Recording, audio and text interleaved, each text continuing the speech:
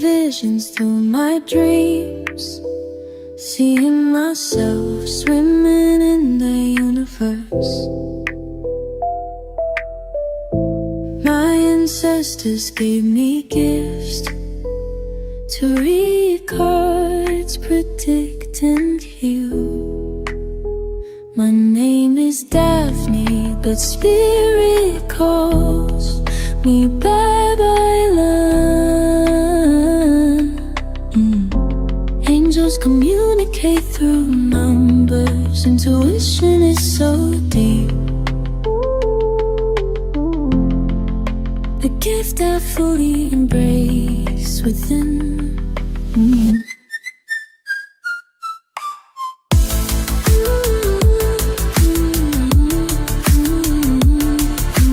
Hi everyone! Welcome po sa inyong almost personal reading. I want you to know that this is a general reading, so you may resonate po sa buong reading na ito or baka konti lang. Take what's only yours. I also want you to know that this is a timeless reading. So whenever you find this video, the message is also meant to find you. Now let's check kung ano po ang nangyayari sa paligid. Your card is the Justice, the Hierophant, and the Four of Pentacles. Parang ready na tayong magpatawad, ready na tayong bigyan ng chance, no? Itong person na ito. Pero, hindi natin siya basta-basta ibibigay kung hindi natin naririnig yung apology sa kanya. Siyempre, kahit sabihin natin, napatawad na kita, no? Gusto pa rin natin marinig na dapat alam mo rin, meron kang ginawa, 'di ba? Hindi lang yung, sige, halika dito, napatawad na kita. Baka mamaya sabihin niya, excuse me, anong nagawa ko sa'yo? No? So, this is a parang, pag narinig ko sa'yo apology, let's magkalimutan na tayo. Kalimutan na natin na merong nangyari sa ating hindi maganda, no? Kalimutan na natin yung mga samaan ng loob. Kasi para sa akin, okay na. Gusto ko lang alam mo or i-acknowledge mo na meron kang nagawang kasalanan, no?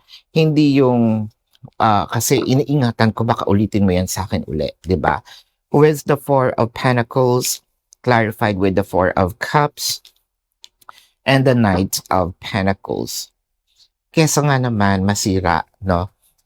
Itong inyong either friendship, whether this is romantic, whether this is, yung kahit sabihin natin family, no? Kesa masira.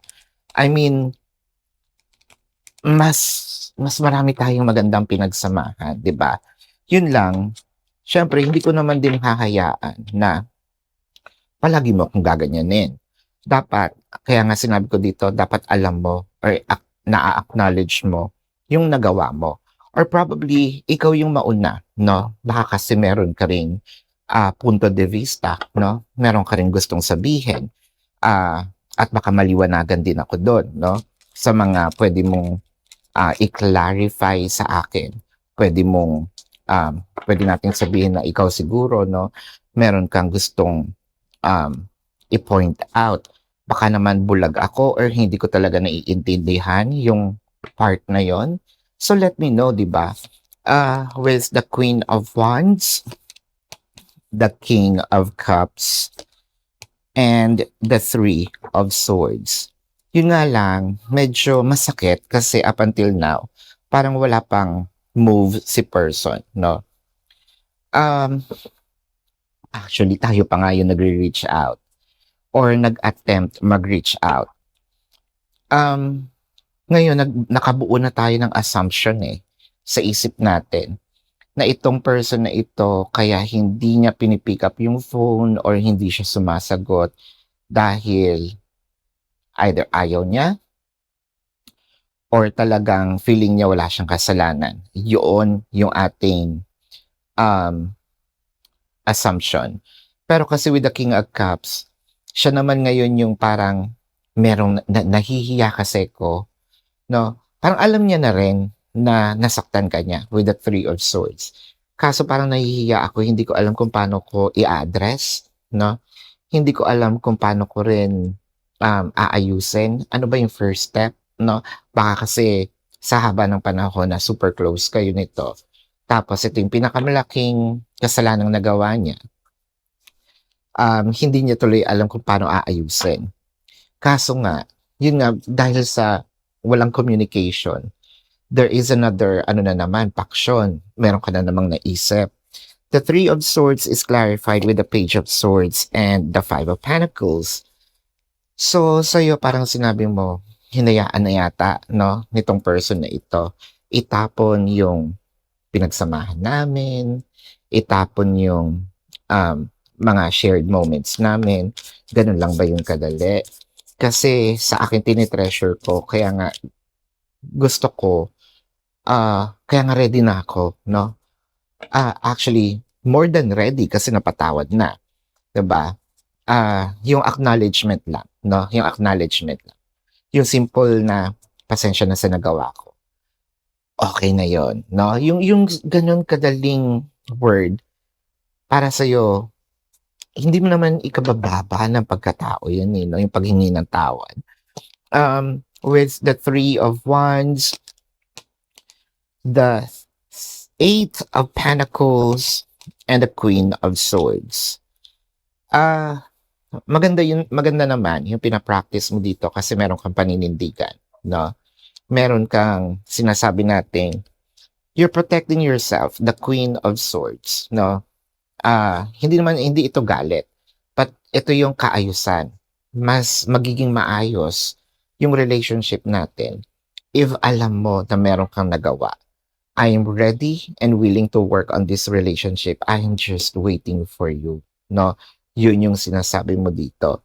I am just waiting for you to acknowledge all the, the things that you have done. So with the Queen of Swords, dito yung napansin natin na once na masabi niya yon or once na makarinig ako, aayusin ko talaga din itong relationship na to. At ipapaliwanag kong mabuti kung ano ba, no, yung pwede namin maging resolution. So this is your reading. Bago ko i-check ang zodiac sign, no, ng person na ito, tignan natin kung kayo po'y nakaka-resonate, let me know sa comment section. Kung kayo po'y merong mga tanong dito sa reading na ito, sa description box ng video, there is a link. Click the link, you will be routed to my website. Nandun po yung name, number, QR code, amount per question. Take advantage of the 4 questions plus 1 kasi discounted po yun. And if you want to book a private reading, nandun din po siya. So let's check the zodiac sign. I'm seeing Taurus, Gemini, Leo, Sagittarius, Libra, Virgo. I'm seeing Pisces. Yeah, Libra is dominant, no?